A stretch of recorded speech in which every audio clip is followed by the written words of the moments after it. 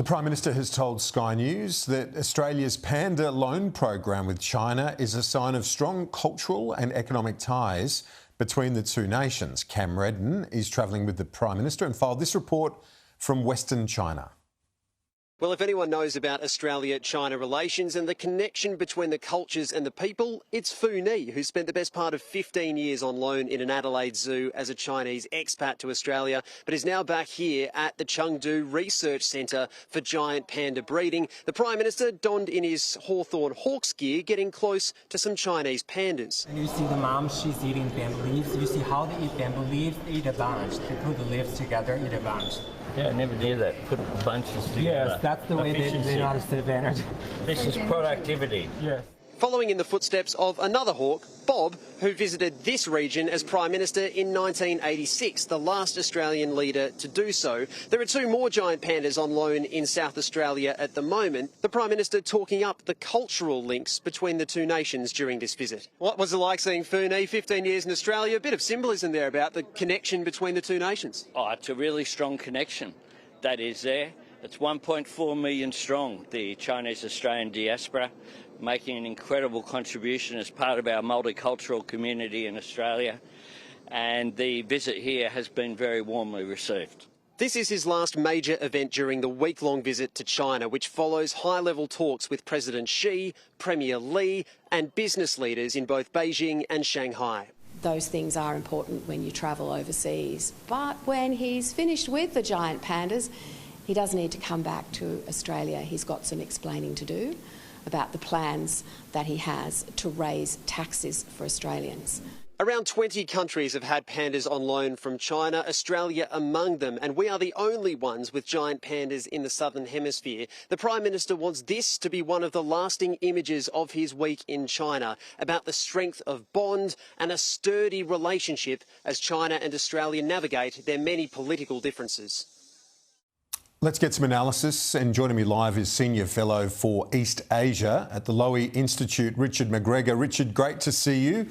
Let's start with your overall assessment of what has been the longest visit by a Prime Minister, an Australian Prime Minister, to China in recent memory, Richard. Well, it's a very traditional, old-fashioned visit to China. Back in the day when relations were good, when China was a different country, leaders would go for a long time. They'd visit the Great Wall. They'd go and see the pandas. I must say, I was at that panda place 20 years ago, and it looks a lot fancier these days. So I think that's the difference for me. I mean, China has changed. The China-Australian relationship has changed. But Mr Albanese has chosen to really invest time in this trip. And, you know, in the current global environment, given the sort of fractious nature of the Australia-China relationship, that's risky, but he's all in. It's risky. Is he seeking to gain or regain the equilibrium that was there during the Howard years?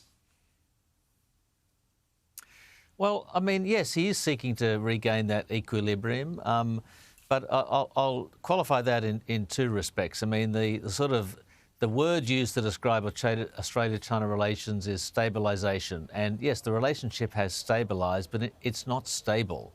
There are too many differences between the two countries. Now, it's good to have it more stable, but we have to be more tolerant of or ready for differences. And the same goes for the United States, by the way. We have to be ready for a much more difficult relationship with the United States, but we have to balance that or calibrate it. The US will be watching very closely the trip by Mr Albanese, the fact that it's gone on for so long.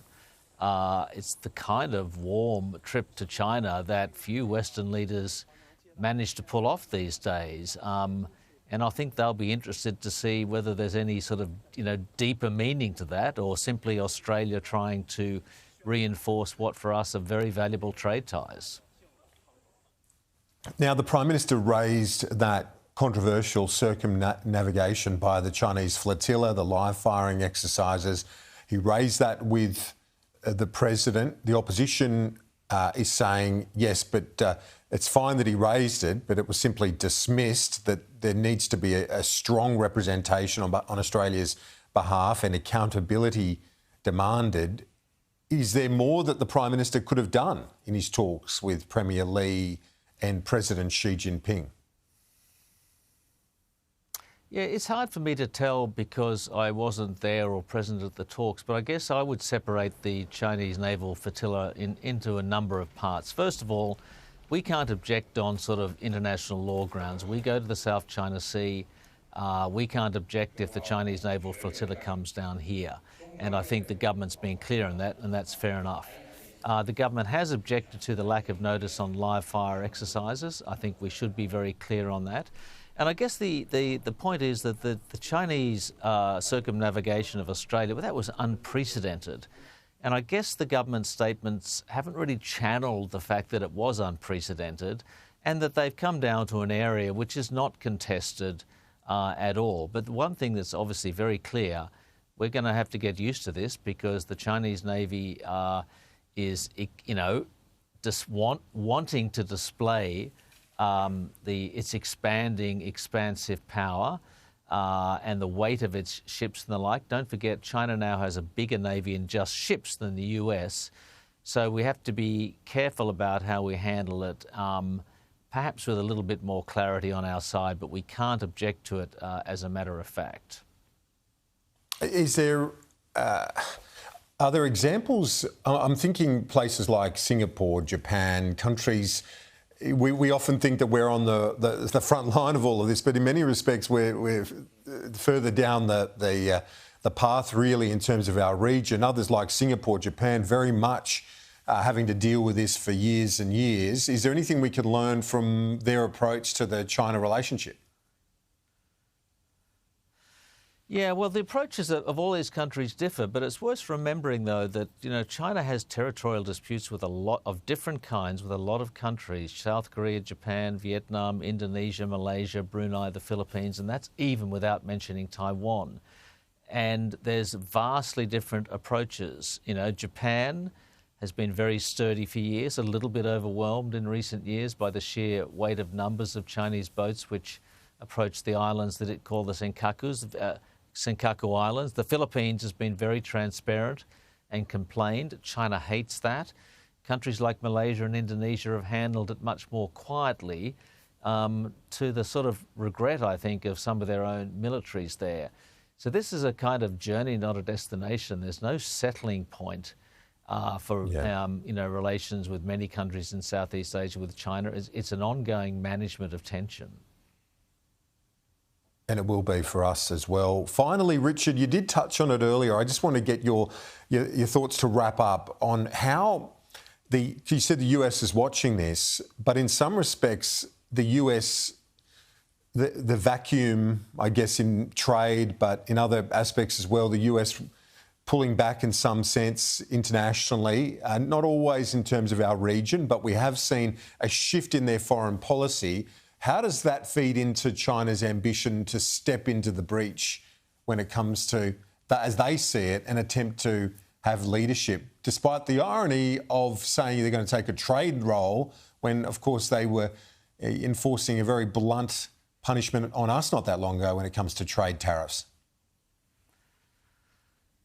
That's right. I mean, you know, trade is politics in China. Let's be clear about that. And the Chinese displayed that to us a couple of years ago when we had our political differences. And that will come back undoubtedly, I think, in one form or another. We see it happen to other countries in the region, the Philippines, Taiwan, Japan at different times, China, when they have political disagreements, punishes those countries through trade measures. So China, yes, it's a windfall for them, the way that the Trump administration is alienating not just Southeast Asia, but close allies like Japan, to some extent Australia as well. China can step into that gap, but it really cannot fulfill the role that the US plays in Asia. So it's not so much creating, you know, handing the baton of leadership over to China. It can be a bit of a vacuum, actually, and that's very uncomfortable for China to fill, and very uncomfortable for all the countries in China, in the region, to watch China try to fill it. So the US is the great balancer. You know, we should want them to stay in Asia, not leave. Indeed. Senior Fellow for East Asia at the Lowy Institute. Richard McGregor, great to get your insights. Thanks.